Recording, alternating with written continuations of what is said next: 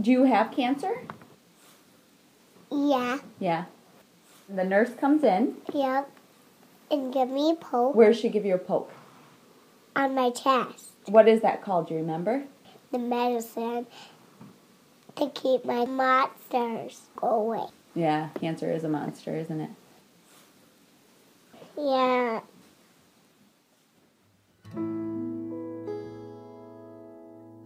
We found out that I was pregnant in October of 2009. We were super excited that we were going to have a little girl. Everything was perfect. Everything was good. Uneventful labor. She was born in June of 2010, and my primary care doctor did a biopsy and found out in June of 2011 that I had breast cancer, a rare form called Paget's disease. At the same time, we noticed that she was having some issues as well. Ainsley was at 1. They did an ultrasound on her, and she was diagnosed with a tumor in her adrenal gland. And we went down to Detroit Children's Hospital, and they removed the tumor, and she was free and clear. Like, there was no cancer, it was just a tumor, removed her adrenal gland, everything was good. October of 2013, Ainsley had a swollen cheek, but she plays hockey, she plays soccer, she dances. I thought she just bumped it, just a swelling in her cheek. But it lasted about a week, so we went to her primary care doctor here in Marquette. She sent us to the ENT doctor in Marquette. And he couldn't figure out that it was a gland or just something swollen, so he sent us down to Detroit Children's Hospital to see Ainsley's oncologist. So we went down to Detroit, and they immediately did a biopsy. And the biopsy came back. It showed that it was cancerous. It was a cancer called rhabdomyosarcoma, embryo rhabdomyosarcoma. It was the beginning of November. They went in and they removed the mass in her cheek. The surgeon knew that he didn't get it all out, but he got as much as he could without damaging any facial nerves. Then we started chemotherapy immediately. Initially, we were thinking we were going to have to move to Detroit because obviously it's 8 hours away and it's weekly treatments. But upon discussing with her oncologist, he said it'd be okay if we traveled back and forth weekly to do it, so that I continue working and try to keep her life as normal as possible during this time.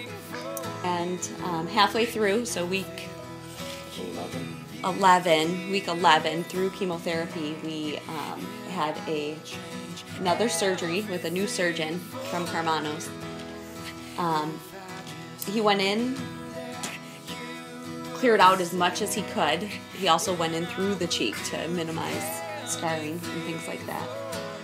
And felt pretty confident, but the biopsies once again came back positive for the rhabdomyosarcoma, which means that he didn't get it all. So right now we're continuing chemotherapy. We now only have 4 weeks left. And hopefully what they're going to do at the end of chemotherapy is do another biopsy, minimal, going in again to see if the chemotherapy killed all the cancer or if we need to go in for another surgery. Well, I run the Cran Club. I'm director at the Cran Club Daycare in Marquette, and Kate Havel is one of our clients there. Her 2 children attend the Cran Club. And Kate Havel came up with an idea to do a mom-to-mom sale, and so she produced a flyer with another client at the Cran Club and just went with it. Throughout this whole process, all the families at the Cran Club have just been so supportive, handing out gas cards, just helping out in any way that they can, because they know that we drive every Sunday down to Detroit, stay the night, have chemotherapy on Monday, and then drive back up. Like I said, a whole handful of parents, Angela Beauchamp and Mel Skews, they're all working together to put this mom-to-mom sale together, and it's just great. It's great.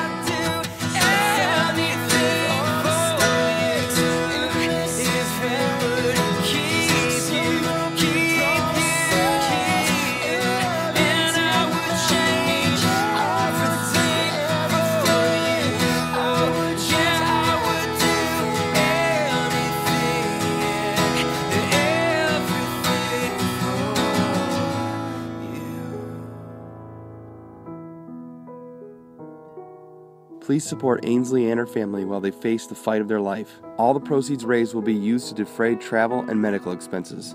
You can help by visiting their Facebook page or their GoFundMe site, where we are currently taking donations to help in this cause. The links to both pages will be in the description below. Thank you so much for watching.